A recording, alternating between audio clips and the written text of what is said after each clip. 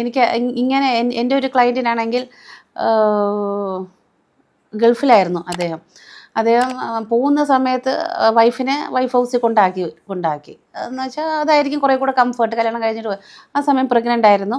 അപ്പോൾ പ്രഗ്നൻ്റ് ആയ ഒരു കുഞ്ഞായപ്പോഴത്തേക്കും പിന്നെ ആ വൈഫിൻ്റെ അച്ഛന് കുഞ്ഞിനോടുള്ള അറ്റാച്ച്മെൻറ്റ് കാരണം മകളെയും കൊച്ചിനെയും ഇങ്ങോട്ട് വിടത്തില്ല. കാരണം അയാൾക്ക് ഗ്രാൻഡ് ഫാദറിന് ഗ്രാൻഡ് ഡോട്ടറിനോടുള്ള സ്നേഹം കാരണം മകൻ ഭർത്താവ് ഒന്ന് വിളിച്ചപ്പോഴത്തേക്കും വീട്ടിലോട്ട് വിടത്തില്ല, ഇവിടെ വേണമെങ്കിൽ നിന്നോന്ന് പറഞ്ഞു.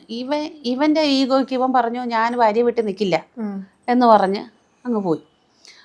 അങ്ങനെ പോയി കഴിഞ്ഞപ്പോഴത്തേക്കും കുറച്ച് കാലം വിളിച്ചിട്ടൊന്നും വരാതെ കുറച്ച് കാലം ആയപ്പോഴത്തേക്കും അവർ തമ്മിലുള്ള റിലേഷൻ സ്ട്രെയിനായി.